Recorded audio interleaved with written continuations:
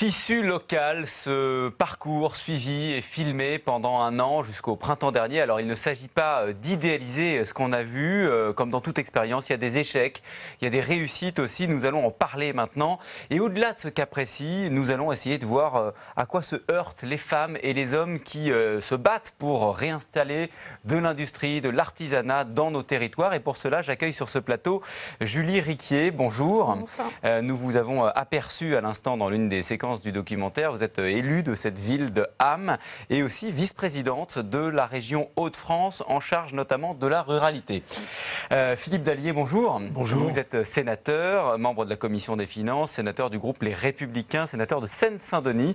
Merci d'être avec nous. Face à vous, Thomas Huriez, bonjour. Bonjour. Vous êtes vous à la tête de 1083.fr. C'est une marque que vous avez créé, une marque de vêtements. Les produits que vous confectionnez ne parcourent pas plus de 1083 km, c'est ça? C'est bien ça. La distance qui sépare les deux communes les plus éloignées du territoire, de la métropole. Autrement dit, vous vous battez pour la relocalisation de notre production textile. On va en parler. Et puis face à vous, Sarah Guillou, bonjour. Vous êtes économiste à l'OFCE, Observatoire français des conjonctures économiques, co-responsable du pôle politique publique et compétitivité des entreprises, notre sujet du jour. Alors, avant toute chose, pour commencer, je voudrais votre réaction à tout ce qu'on vient de voir. Julie Riquier, peut-être, je commence par vous, puisque vous êtes donc élu de cette ville. Qu'est-ce qui, au fond, dans cette expérience, vous a le plus touché? Alors, ce qui m'a le plus touché, c'est l'humain. Parce qu'en fait, on est face à un public fragilisé. Enfin, on est sur un territoire quand même fragilisé avec un certain taux de chômage, des personnes éloignées de l'emploi. Et c'est vrai qu'à un moment donné, quand on est élu de collectivité sur des territoires comme cela, on se pose des questions à savoir comment on peut aider la population à retrouver un travail, une formation, voilà, les réhabituer à une vie sociale aussi, parce que on le voit, il y a des personnes qui n'ont pas travaillé depuis longtemps et qui sont éloignées un peu de tout. Et qu'il faut aller chercher. Il faut aller chercher. Et voilà, parce que dans les Hauts-de-France, on a eu beaucoup d'entreprises textiles qui aujourd'hui n'existent plus. Et c'est vrai que. Mais on sent qu'il y a la mémoire d'ailleurs de ce sûr. secteur qui reste ancré. Ça se voit beaucoup chez ces personnes qu'on vient chercher pour travailler dans cet atelier. Philippe Dallier, ça montre en tout cas qu'on ne fait rien en matière d'emploi sans mobiliser l'ensemble des acteurs sur un territoire. Oui, et est-ce qu'on le fait suffisamment et suffisamment bien? C'est d'ailleurs une question qu'on peut se poser quand on regarde le taux de chômage qui est encore le nôtre dans ce pays. Mais c'est vrai que l'expérience est intéressante humainement, vous venez de le dire. Elle est aussi intéressante parce qu'on essaye, alors je vais utiliser le terme de réindustrialisation, mais en tous les cas de refabriquer sur le territoire national. Et ça, c'est une question qui se pose partout, enfin dans les territoires ruraux, mais on pourrait parler de la Seine-Saint-Denis qui a été un territoire industriel fort et qui a vécu une désertification. Donc on a deux aspects qui sont des aspects intéressants. Bon, faut pas non plus effectivement masquer peut-être les difficultés que cela représente. On va en parler. Mais humainement, oui, c'est intéressant. Il y a une expérience à Pantin et bon, peut-être multiplier ces expériences-là et en espérant que ça serve de passerelle aux gens plutôt qu'effectivement de solution définitive. Oui. Je pense que c'est peut-être ce qu'il faut retenir. Oui, puisqu'effectivement, le siège de l'entreprise que nous venons de voir, et effectivement, même si, en l'occurrence, l'expérience, il y a une annexe à Ham, le siège de l'entreprise est situé dans votre département de Seine-Saint-Denis. Thomas Huriez, vous, est-ce que vous vous êtes retrouvé comme entrepreneur dans tout ce qu'on vient de voir? Est-ce que ça rejoint des choses que vous vivez? Alors, il y a deux choses que j'ai trouvées intéressantes. La première, c'est qu'on voit de l'intérieur à quel point ce sont des métiers valorisants, que les personnes se sentent gratifiées, alors que de l'extérieur, ce n'est pas forcément l'image qu'on a de ces métiers manuels. Premier point. Et la deuxième chose qui m'a surpris, c'est que c'est une forme d'ubérisation, c'est-à-dire que les personnes sont payées à la pièce. C'est un peu ce qu'on reproche à Uber, chauffeur privé ou Deliveroo. Et donc du coup, on peut se questionner sur ce modèle-là, mais en réalité, ce modèle n'est pas très innovant. C'est le même qu'il y a 50, 60, 70 ans, lorsque dans le textile, on était déjà payé à la tâche.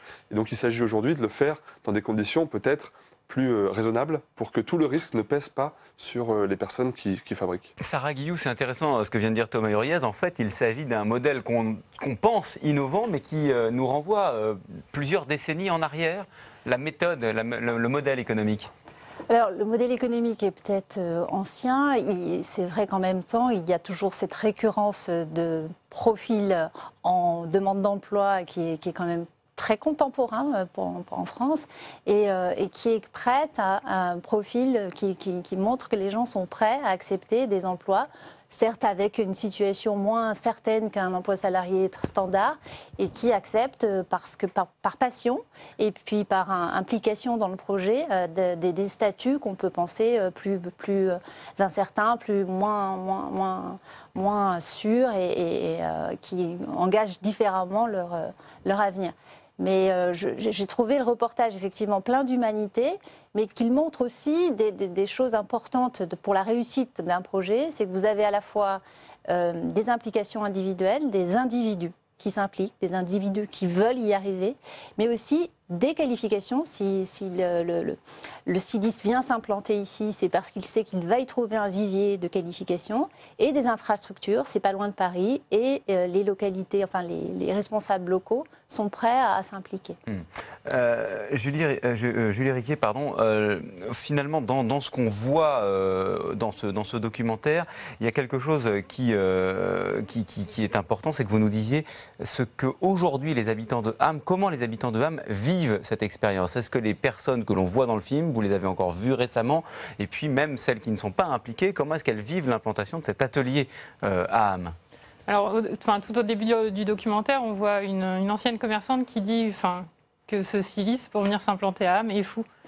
C'est votre sentiment ? Non, pas du tout. Non, mais en fait, forcément, au début, quand vous présentez un projet avec un styliste, à Ham, une ville de 4500 habitants, au cœur du Santerre, au cœur de l'ancienne Picardie, ça peut paraître un peu... c'est Sisyphe. Oui, non, bien sûr, mais qu'est-ce qu'il vient faire là ? Pourquoi il ne reste pas en région parisienne, etc. Mais en fait, il ne faut pas avoir peur d'innover sur nos territoires, puisque j'ai été moi-même commerçante dans le centre-ville de cette ville auparavant, et on sait que des petits centres-bourgs comme ça, c'est compliqué, ça se meurt, les commerces ferment quelquefois les uns après les autres, mais il ne faut pas se résigner à ça, il faut essayer d'innover avec de nouvelles activités. Aujourd'hui, l'atelier, il draine du monde. Vous avez en permanence entre 10 et 12 personnes qui sont en formation, plus les personnes qui y travaillent, plus les permanents. Donc ça donne une vie aussi. Il y a de la vie, oui, bien sûr, dans un local qui a été fermé pendant pratiquement 10 ans. Parenthèse, Jean-Luc Thomas, comment est-ce qu'il a, pardonnez-moi le terme, atterri là, à Ham ? Jean-Luc François, pardon. Jean-Luc a acheté une maison secondaire à Ham pour venir s'y reposer et dessiner ses collections. Et puis on s'est rencontrés puisqu'il participait à beaucoup de manifestations sur la ville, les week-ends quand il était là, et on a discuté. Et puis un jour, il m'a dit qu'il devait faire une annexe. Et je lui ai dit, pourquoi pas ici ? Et voilà. Alors, c'est parti comme ça. C'est une initiative locale, mais alors évidemment, la violence de cette désindustrialisation, ça concerne beaucoup d'autres territoires. Vous évoquiez la Seine-Saint-Denis, Philippe Dallier, ça ne date pas d'hier. Il y a un autre exemple avec cette archive qu'on va regarder maintenant.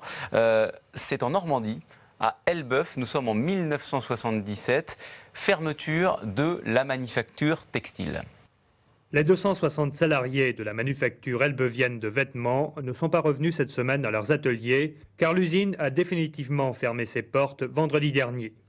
Cette issue, on la prévoyait depuis la mise en règlement judiciaire de la fin en décembre. L'usine avait cependant bénéficié d'un sursis de quelques mois, mais aucun industriel ne s'est présenté pour la reprendre. Une nouvelle équipe s'était installée dans l'ancienne maison Bernheim il y a 3 ans. Plan de restructuration avec mise à la pré-retraite de 90 salariés, relance commerciale, amélioration de la productivité, l'optimisme a été de courte durée.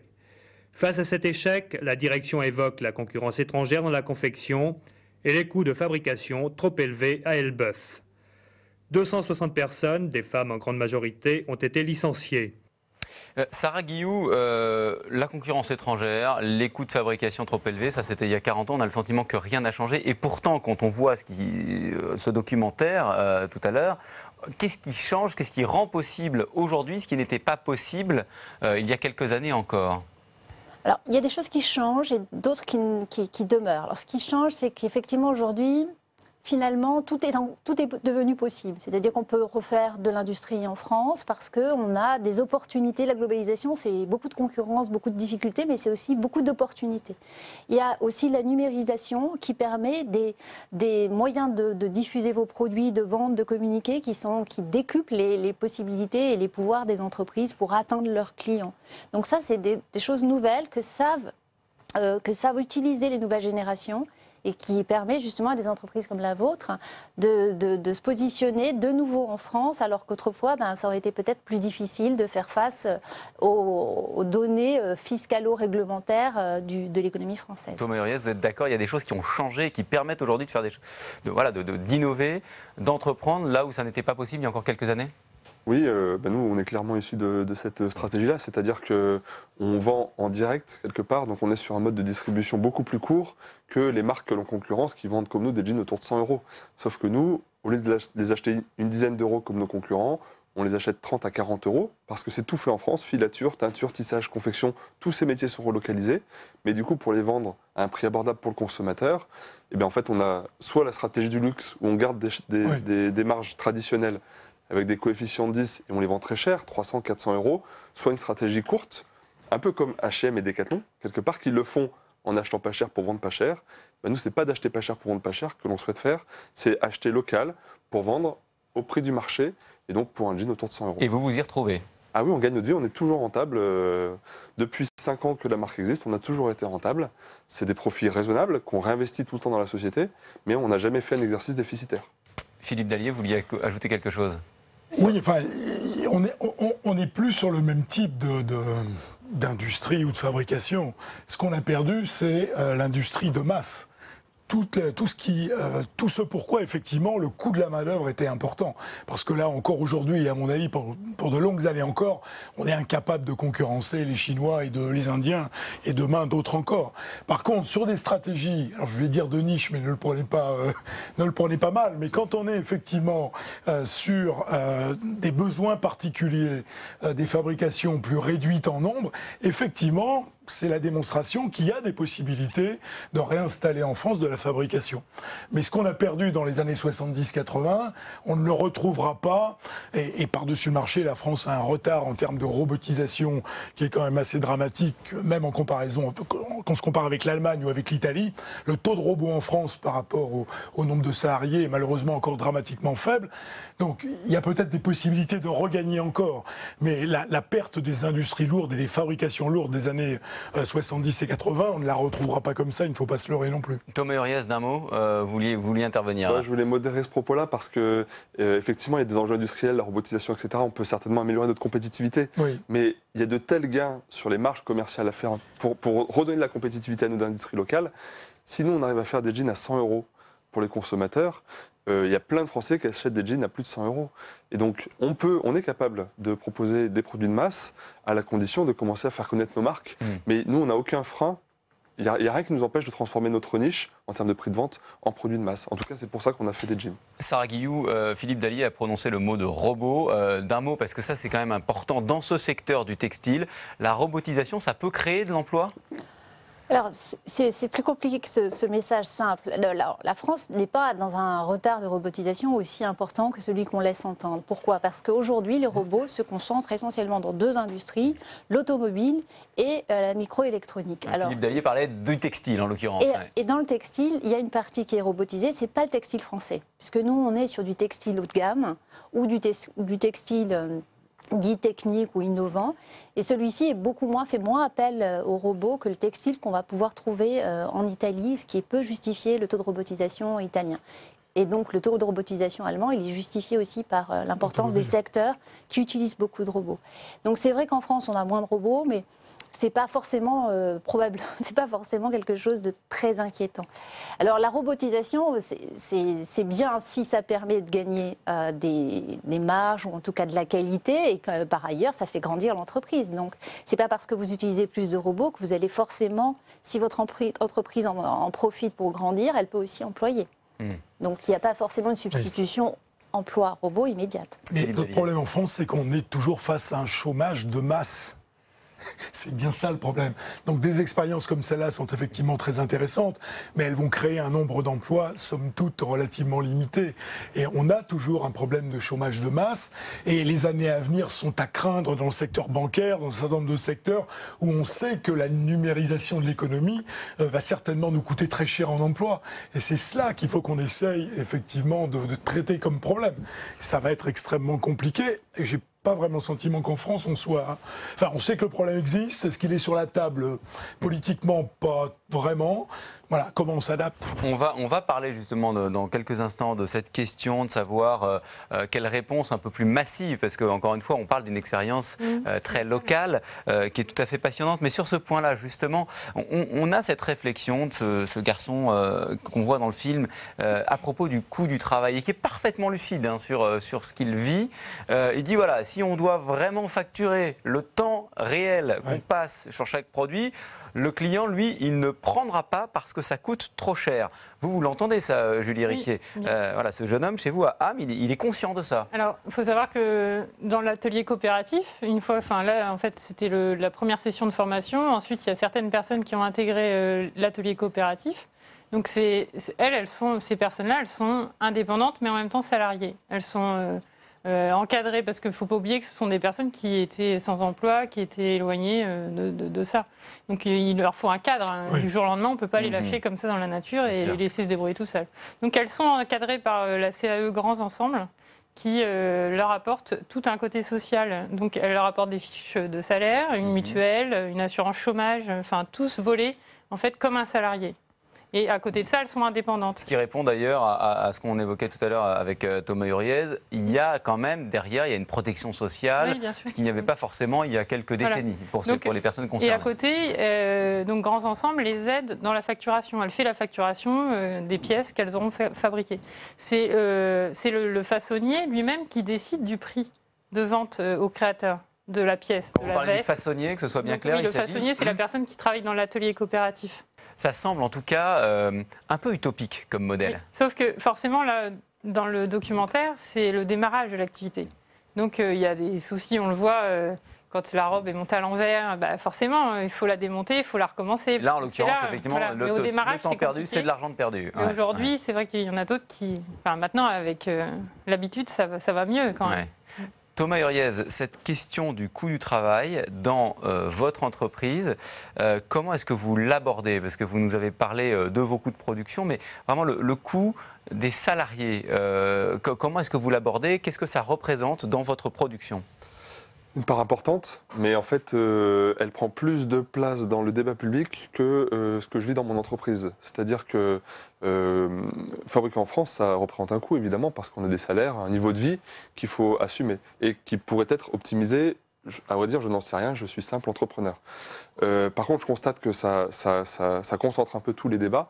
Et moi, ce que je vis, c'est que entre ma marque 1083 et des marques de jeans américaines, on vend tous les deux le jean à 100 €.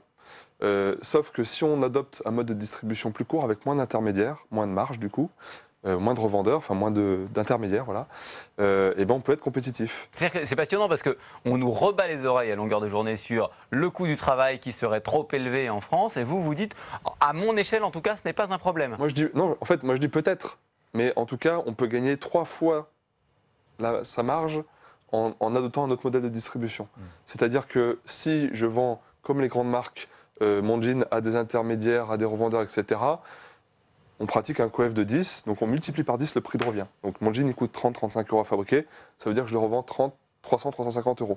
Par contre, si j'adopte un modèle de distribution plus court, que je le vends directement sur Internet ou chez des revendeurs, donc sans autre intermédiaire entre l'atelier et le consommateur que la marge commerciale, alors on a des prix de vente abordables. Mais ça, depuis tout à l'heure, on se pose la question de l'échelle des politiques publiques, et là, en l'occurrence, de l'échelle de votre modèle. C'est-à-dire, qu'est-ce que c'est possible au-delà, pour reprendre le mot de Philippe Dallier, d'une économie de niche? Mais bien sûr, ça n'a rien d'une niche de vendre des jeans dans un magasin près de chez vous. Vous, par exemple, vous avez combien de salariés? Vous vendez combien de jeans par rapport à d'autres Justement, je voulais en venir ici. Vous parliez d'utopie, c'est naissant, mais c'est pas du tout une utopie. Moi, j'ai créé 1083 il y a 5 ans et demi. Je suis commerçant à Romans, dans la Drôme, à la base. Jamais de la vie, grande ville de la chaussure, notamment. Voilà. Et c'est nourri par ces usines fermées que j'ai souhaité évoquer, essayer une autre solution. 5 ans plus tard, on vend 20-25 000 jeans par an, ce qui est énorme pour nous, mais c'est rien du tout par rapport aux 88 millions de jeans qu'on achète tous ensemble chaque année, 1,5 par an et par personne. Et avec ces seulement 20 ou 25 000 jeans vendus, on a créé 100 emplois en France. Il y a une phrase dans le documentaire qui fait écho d'ailleurs à ce que vous venez de nous dire, et Sarah Guillou, je voudrais avoir votre sentiment là-dessus. Jean-Luc François, le créateur, dit « On n'arrive pas à fournir le Made in France ». On n'arrive pas à fournir le Made in France, c'est vrai ça? Alors, ça dépend des secteurs. Oui. Ça dépend des secteurs, mais là, il se trouve que dans le coût de production, vous n'avez pas que du coût du travail. Donc, et c'est ce qui fait que le coût du travail n'est pas toujours aussi central que ça pour une entreprise, parce qu'il y a d'autres éléments de son coût de production et d'autres éléments qui vont agir sur sa compétitivité, que ce soit les infrastructures, les qualifications disponibles. Alors, s'il n'arrive pas à fournir le Made in France, c'est sans doute parce qu'il n'arrive pas à trouver les qualifications. D'où l'idée qui est très intéressante dans cette initiative, c'est de créer à la fois une cellule de production, mais aussi en amont une cellule de formation. Et c'est, je pense, la clé de la réussite de ce projet, parce que même si les personnes formées ne restent pas dans l'entreprise, elles partent avec quelque chose en plus. Donc elles partent avec elles-mêmes une valeur ajoutée de leur investissement. Et c'est certainement ce qui est probablement ce qui sera le succès de cette initiative, de toutes les manières. Alors dans tout ça, je voudrais qu'on regarde une autre archive, alors plus récente que celle qu'on a vue tout à l'heure, c'était il y a quelques années, précisément en octobre 2012. On peut compter sur les effets de mode quand il s'agit de la vente de vêtements, du secteur textile. Voici, c'était donc en 2012, vous allez tout de suite comprendre. Elles sont à la mode cet automne, les rayures. Les ventes de ces marinières bretonnes ont augmenté de 75% en une semaine. Grâce à un VRP un peu particulier, le ministre du redressement productif qui a posé la semaine dernière en une d'un magazine. Coup de com' réussi pour vanter un modèle en vogue, le Made in France. Du coup, l'usine bretonne est quasiment en rupture de stock et le patron n'a plus assez de mots pour remercier le ministre.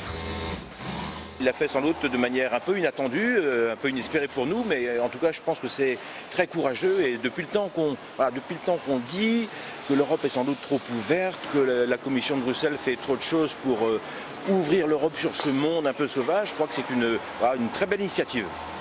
Je voyais Philippe Dallier, ça vous faisait sourire. Est-ce qu'on peut fonder une stratégie, que ce soit la stratégie d'une entreprise ou en termes de politique publique, sur des effets de mode ou sur le comportement vertueux à un moment donné des consommateurs, en l'occurrence sur ces marinières? Je pense que c'est d'abord la qualité du produit qui fait que ça peut fonctionner, et surtout fonctionner dans la durée. Parce que effectivement, au-delà du coup de com', Arnaud Montebourg a effectivement été très utile à l'entreprise, mais je pense que c'est la qualité des produits d'abord qui fait que ça peut durer.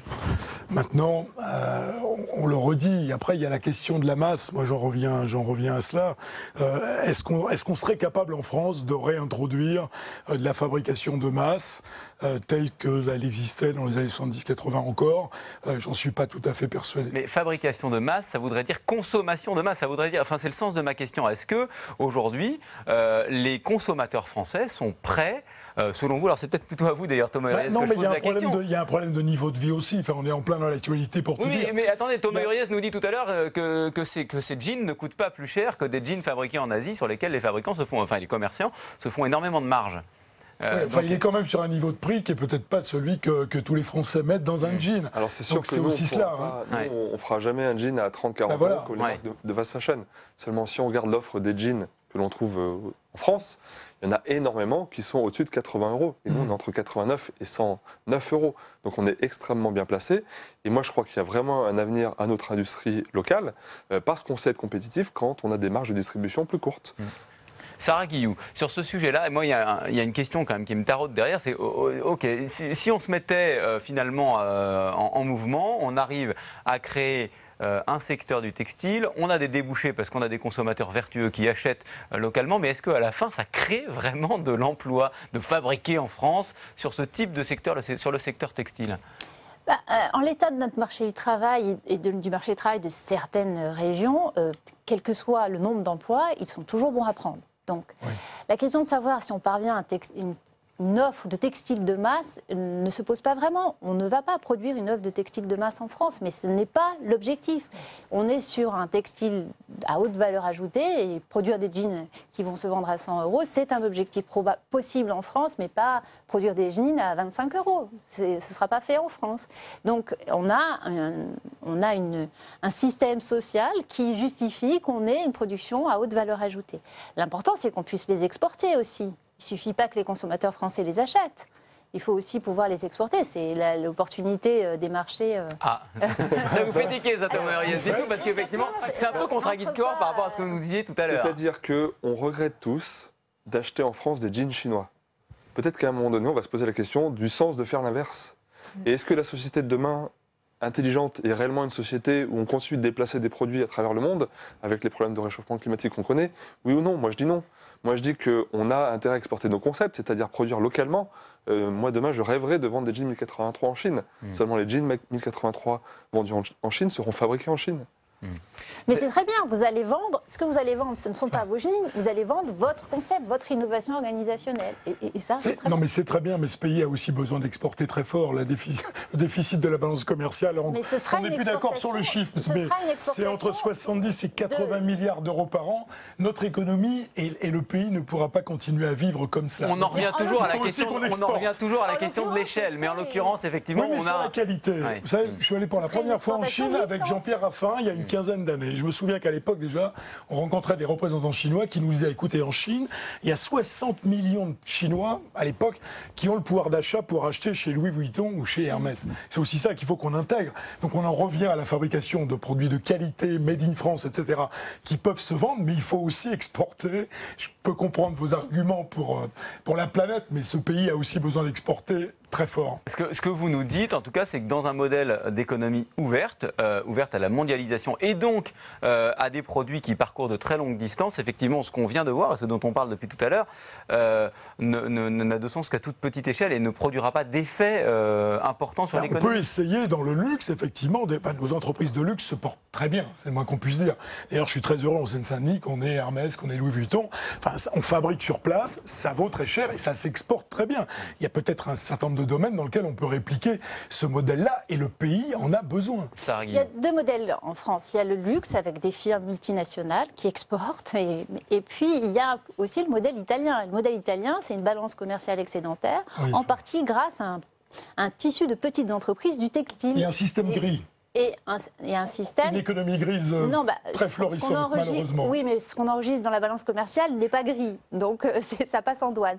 Mais le système italien, c'est un ensemble, un tissu de PME qui ressemble certainement beaucoup plus aux expériences qui sont ici présentées. Alors, je voudrais, dans les minutes qui nous restent, que nous parlions quand même reparlions de cette expérience utile malgré tout. Hein. Je voudrais vous poser une question peut-être personnelle, Julie Riquier. Est-ce que dans les mois qui se sont déroulés, on vous aperçoit dans le documentaire, mais est-ce que vous n'avez pas éprouvé à certains moments du découragement ? Non, parce que là, on doit être à la 4e session de formation. Ouais. Voilà. Donc, il y a des personnes, forcément, qu'on voit dans le documentaire dès le début qui ne sont plus là, parce qu'elles sont parties dans des entreprises textiles qu'ils ont embauchées, parce qu'elles ont pris un autre tournant. Il y a aussi des jeunes créateurs qui ont voulu, comme Thomas, comme on le voit dans le documentaire, qui a voulu, lui, lancer sa marque. Ils ont chacun pris des chemins différents, parfois en restant au sein de la structure et parfois en s'en affranchissant. Leur expérience était différente aussi. Vous avez, par exemple, Christine, qui a été licenciée 3 fois d'entreprise textile, qui aujourd'hui, elle a fait la première session de formation, elle est façonnière et elle a aussi un mi-temps de formatrice au sein de l'atelier aujourd'hui. Après, vous avez Thomas qui est parti pour créer sa propre ligne, vous avez Jeanne qui est partie pour créer sa propre ligne mais en vêtements d'équitation. Enfin voilà, chacun avait un projet personnel différent et le but c'est de les former. Et après, c'est leur horizon professionnel. Enfin, il y a des sorties positives et c'est ça qu'il faut regarder. Vous dites quoi qu'il arrive, c'est utile sur un plan personnel à chacune de ces personnes. Oui, oui, bien sûr, parce que c'est une formation qui est reconnue aussi. Et on a aussi des entreprises qui sont aux alentours, enfin sur le territoire des Hauts-de-France, qui ne sont pas forcément là, mais aux alentours, qui ont besoin aussi de personnel, puisqu'ils vont avoir une vague de départ en retraite ou des choses comme ça. Donc, elles vont faire appel aussi, pourquoi pas, à l'association Jean-Luc François pour former d'éventuels... Ces personnes à qui on a remis le pied à l'étrier, qui ont repris le chemin de l'emploi, pourront plus facilement intégrer dans des entreprises d'autres secteurs, éventuellement, dans le bassin d'emploi. Cela dit, et là je me tourne vers vous, Philippe Dallier, J'imagine que tout ça coûte quand même beaucoup d'argent. Je ne vous ai pas posé la question en tant que vice-présidente de la région, d'ailleurs, Julie Riquier, pardon. Combien ça coûte à la région un dispositif comme celui-ci? Combien la région met sur la table? En fait, la région, elle est intervenue au terme de l'entreprise innovante, sur l'investissement et aussi sur le volet formation. Donc après, selon le nombre de formations, nombre de personnes qui sont en formation, c'est un complément de l'Opcalia des Hauts-de-France. Donc Philippe Dallier, il faut regarder quand même à la dépense, il faut regarder le rapport entre l'argent public que l'on met, l'argent du contribuable, et puis à la fin le nombre d'emplois créés. On est d'accord? Oui, on est d'accord, mais je pense que dans ce pays, il y a de grandes marges de manœuvre quand on regarde, et le gouvernement nous annonce une réforme de la formation professionnelle, j'espère qu'elle va venir, parce que dans l'un des plus grands scandales, et je pèse mes mots, dans ce pays, c'est qu'on met des dizaines de milliards d'euros dans la formation professionnelle pour un résultat qui est... comment le qualifier, mais quand même extrêmement faible. Donc je pense qu'il y a des marges de manœuvre. On a 2 axes à travailler. L'apprentissage, alors ça commence à venir, mais c'est extrêmement long et on est très en retard par rapport à d'autres pays européens, notamment l'Allemagne. Mais sur la formation professionnelle, tout au long de la vie, il y a 40 milliards d'euros sur la table qui se promènent et dans une inefficacité épouvantable. Je fais juste une Donc parenthèse je pense qu'il y a de quoi faire. Je fais une parenthèse parce qu'il y a quelque chose qui m'a beaucoup intéressé dans le documentaire, c'est cette femme de 63 ans qui se forme. Et qui suit cette formation, et pardon, mais il y a un tabou en France. Former une femme de 63 ans avec de l'argent public, c'est courageux. Il faut changer les mentalités, peut-être aussi, c'est ça. Oui, justement. Dites-moi, Julie Riquier. Dans l'association Jean-Luc François, si vous avez regardé l'âge ou le sexe des personnes, voilà, il y a tous les âges. Il y a des hommes, il y en a moins, mais il y a quand même Thomas qui est là. Aujourd'hui, dans l'atelier, il y a des hommes aussi qui travaillent. Il y a toujours cette fameuse question de l'échelle des politiques publiques autour de laquelle on tourne depuis tout à l'heure. On voit très bien que à l'échelle individuelle, Sarah Guillou, ce qui se passe est très beau et très important, notamment pour ces femmes qui ne sont pas très loin de l'âge de la retraite, mais qui ont encore besoin d'un salaire pour vivre. Ça vaut le coup, j'allais dire, d'un point de vue macroéconomique, de déployer autant d'argent public pour aller sauver ces personnes-là? Ouais, il y a une question d'évaluation de la politique publique mise en œuvre. Alors, il semble qu'on n'ait pas exactement le montant qui soit investi parce qu'il y a des interventions à différentes échelles, des collectivités locales ici. Il serait intéressant, effectivement, d'arriver à évaluer cette politique. Alors, elle aura forcément... Il y a quelque chose qu'on ne peut pas évaluer, c'est le rendement social et humain. Donc, il faut aussi le considérer. Mais on doit pouvoir évaluer le rendement économique de l'investissement parce qu'effectivement, un décideur public a toujours l'obligation de mesurer à la fois le coût économique direct, mais aussi le coût d'opportunité. C'est à quoi renonce-t-il s'il met son argent dans cette entreprise-là? Est-ce qu'il renonce à d'autres formations qui seraient plus qualifiantes et plus prometteuses pour la région? Est-ce qu'il renonce à ouvrir des écoles ou d'autres choses? Donc ce serait important de doubler en fait l'initiative économico-sociale d'une initiative d'évaluation de la politique pour dire ensuite aux administrés, regardez ce qu'on a fait, ça a coûté tant. Et nonobstant le rendement social et humain qui est positif, ça a conduit à telle réussite ou tels échecs. Thomas Uriès, vous, quand vous installez des ateliers, des industries dans différentes villes de France, parce que je crois que vous êtes implanté un peu partout sur le territoire, vous faites appel aux élus locaux, aux politiques locales, aux régions. Ça se passe comment? Et surtout, voilà, est-ce que vous avez pu bénéficier de dispositifs publics? Oui, on a un très bon accueil parce qu'effectivement, on crée très vite des emplois vu que tout est fait en France. Les filateurs, teintures, tisseurs, tout est fait en France, donc ça crée des emplois locaux. Et du coup, on a un très bon accueil des élus locaux. On a créé effectivement sur le même registre l'école du jean à Romans. Et on n'a fait appel à aucun financement public. Mais vous faites de la formation, parce que ce qu'on voit là, vous devez former, vous les trouvez. On a exactement le même problème. Ouais. Et du coup, on se débrouille. Et on se débrouille entre professionnels avec la bénédiction et les encouragements des élus. Mais par exemple, l'école du jean qu'on a montée, on a en fait mis sur la table tous les dispositifs de Pôle emploi et d'Opcalia, le fonds de formation professionnelle. Et on a vu ceux qui matchaient entre eux. Et finalement, comme c'est un peu le cloud administratif avec toutes les... Le nuage, comme en informatique. Le brouillard, plutôt. Le brouillard, en l'occurrence, oui. Mais quand on le met à plat, on s'aperçoit que tout est très cohérent. En fait, il y a juste effectivement les intitulés qui sont pas simples, qui sont pas très abordables. Mais quand on arrive à se retrouver dans ce brouillard, en tout cas, vous dites, on trouve tous les leviers pour bien sûr, parce qu'en fait, aucune de ces structures ne le fait de manière malveillante, son travail. Tout le monde cherche à boucher les trous dans la raquette. Et donc, quand on met ça à plat, on s'aperçoit de tous les liens qu'il y a entre les dispositifs de Pôle emploi, d'Opcalia, etc. Et on arrive à bâtir un cursus qui permet aux gens qui sont conformes dans l'école du jean d'avoir une formation qualifiante et un emploi, puisqu'on les embauche derrière. Je voudrais terminer, Julie Riquet, par une question. Le documentaire s'appelle Tissu local. Et évidemment, la question qu'on a envie de vous poser, c'est quelles sont les répercussions locales positives sur l'économie de Ham, puisque c'est de ça dont il est question. Est-ce qu'aujourd'hui, ça a amélioré, vous nous parliez un petit peu plus de vie, mais est-ce que économiquement, ça a recréé de manière induite d'autres emplois ? Alors maintenant, Ham est la capitale mondiale de la mode, bien sûr. Non, plus sérieusement, en fait, il y a un flux qui s'est créé quand même dans cette rue du centre-ville qui était un peu désert. Voilà, après, c'est un rayonnement aussi de la ville. On parle de Ham, à Paris on parle de Ham, à Lille on parle de Ham. À Pantin. Oui, non, mais à Pantin, voilà. Et à un moment donné, on ne peut pas tout mettre à Paris ou tout mettre à Lille, qui est la capitale régionale. Il faut en laisser un peu aussi pour la ruralité, pour les... Voilà. C'est une question d'équilibre des territoires. Bien sûr, c'est important.